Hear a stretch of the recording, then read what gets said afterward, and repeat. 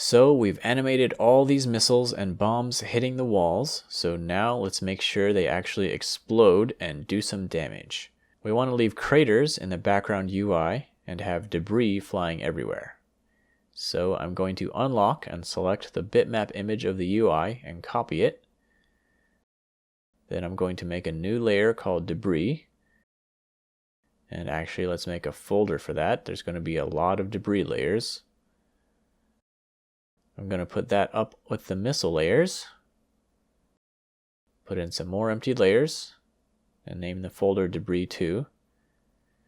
Then I'll paste a copy of the background bitmap on the lowest debris layer. And let's just put the folder under all the missiles. Now let's break apart the bitmap so we can edit it. Then I'm going to get rid of the white of the screen by using the line tool to outline the edge. Selecting the inside and deleting it, and then deleting the line. So that means this layer is now just the outer walls of the UI, and we can break that up into debris. So let's go to the first missile impact and draw a line to define an area where the crater will be. Now that lets me select that section of the bitmap and turn it into a symbol called Missile 1 Debris. Then I'm going to cut and paste that to one of the empty layers. Then I'm going to hide the background layer so when we hide the symbol we can see the chunk we cut out. Then we do the same for the spot where the next missile hits. Make a symbol, put it on its own layer. And the third missile, same thing. And I'm going to repeat that process up top for the other missiles. But before I make too many of these cutout symbols, I want to make sure they're visible at the beginning until the point the missiles impact. So I'm going to copy and paste those to the background and only delete them at the frame where they appear on their individual layers where we'll be doing the debris animation. Then I'll continue carving out crater impacts.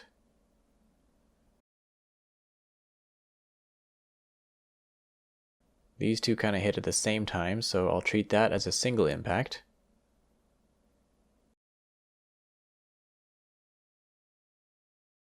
Now let's look at animating the debris inside one of these symbols. I'm going to use the same technique we've been using to divide up our wall piece into individual pieces as symbols on their own layers.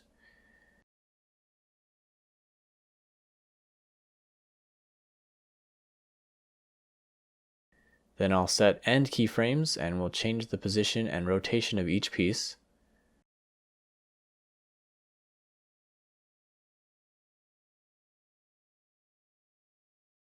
Then make sure it's fast enough. Then I want them to hit the ground. So I'll make sure the animation extends past the ground. Then go back and set a keyframe at the point in the animation where each piece would hit the ground.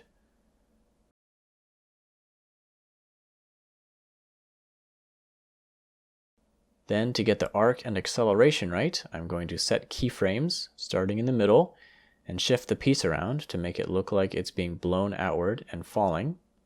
The pieces should have a lot of vertical acceleration from gravity as they fall, but mostly linear horizontal motion.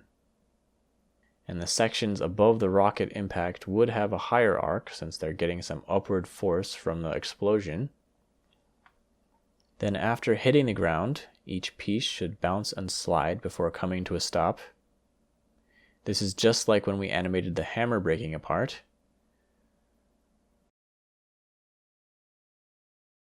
So that's the first debris animation. Let's add in the explosion animation and see what it looks like.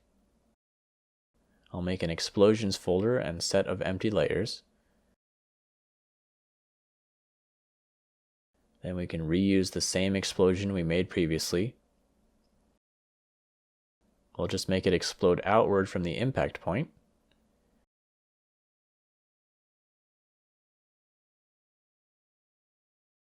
And I can copy that for the other two missiles here.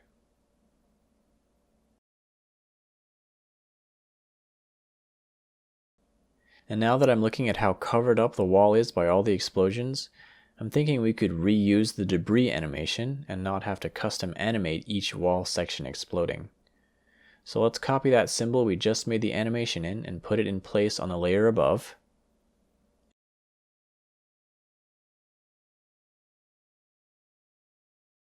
And we can even copy it a third time, making sure it's obscured by the explosion. Now since the copies are higher up, they aren't reaching the ground. So let's add some tweens to animate those symbols as the debris falls.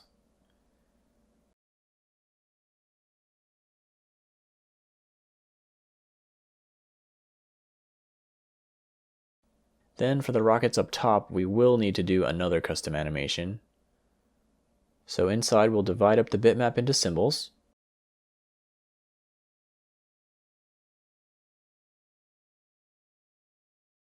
Distribute them to layers.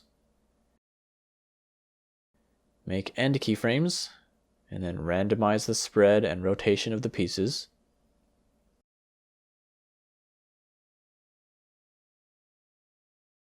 Now we also need to randomize the timing in a second, but let's get the easing right on the fall. This one is just falling straight down, so we put an ease in on the tween. But we don't want to ease in the rotation, just the position.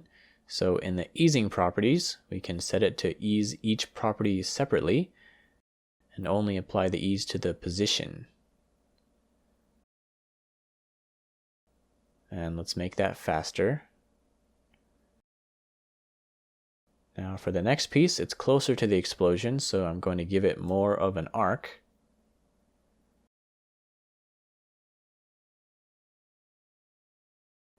And for the next part, I'll make it fly farther and arc it by hand. And it should take longer.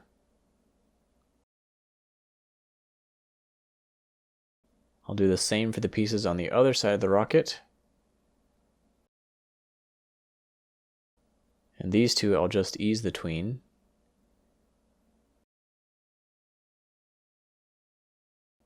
And then on this last one, let's have it bounce off the wall.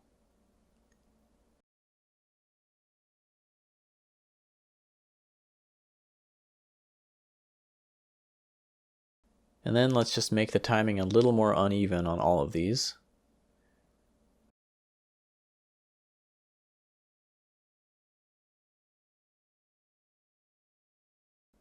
Then when they hit the ground, I'll hand keyframe their bounces.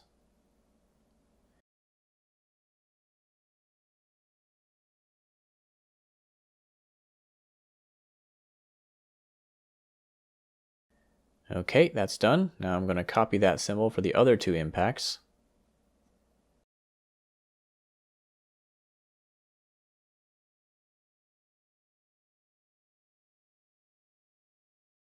Oh, and I didn't finish making holes for the third set of rockets, so I'll just do that while I'm here.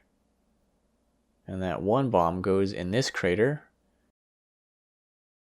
but this bomb will need its own carved out.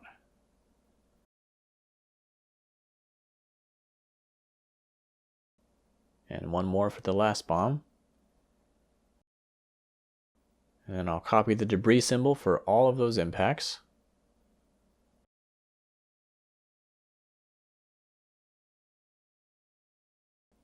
Oops, there are some spots where there are now pieces bouncing off invisible walls. So let's make a copy of this symbol that doesn't have pieces bouncing off walls.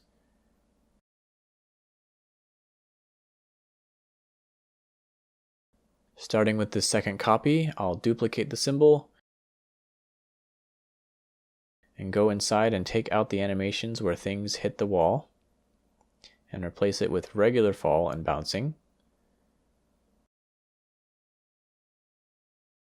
Then I'll replace the other symbols with copies of this one instead of the first.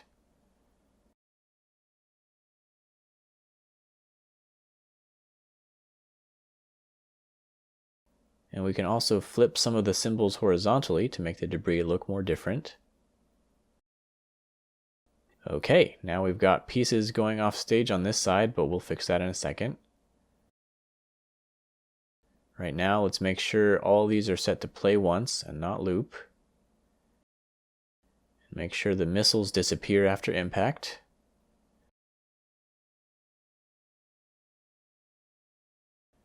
And now let's add in copies of the explosion animation over top.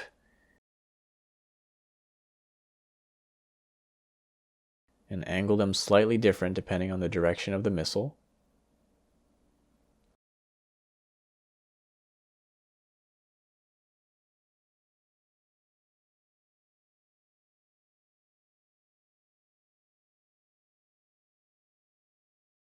Okay, so that is pretty destroyed. I don't think the stage can handle any more missiles, so let's make the launcher stop reloading. So at the appropriate frame after the 9th missile launches, we'll need to make a duplicate of the launcher, missile launcher empty, and remove all the missiles from it.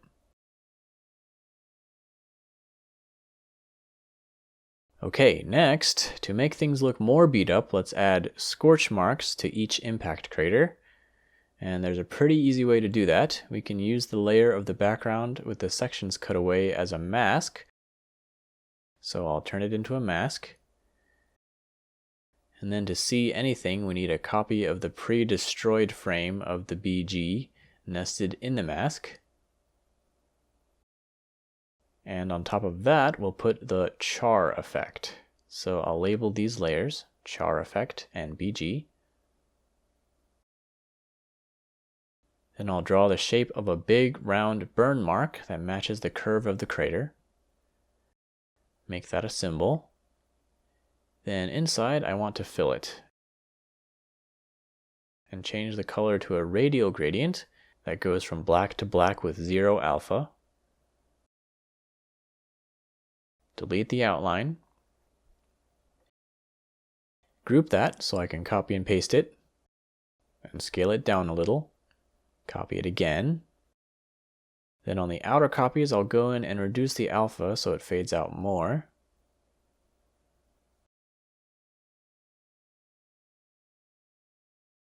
So that's the char effect we'll use. If I turn the mask on, you can see it will look like that.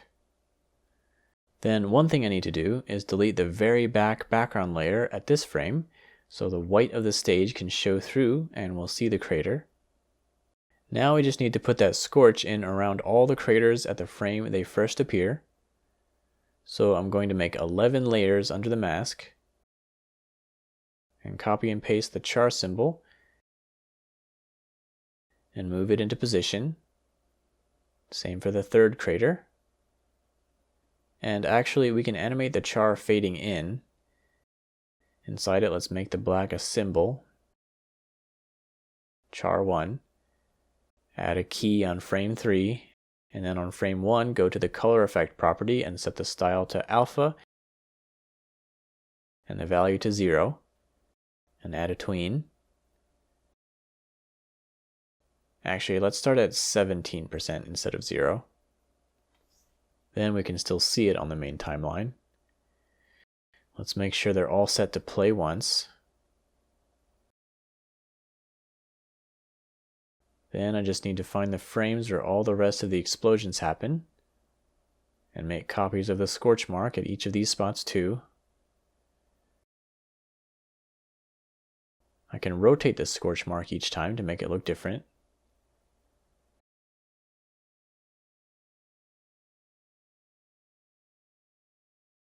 Then we can lock the mask and make sure they all look positioned right. And then let's play it.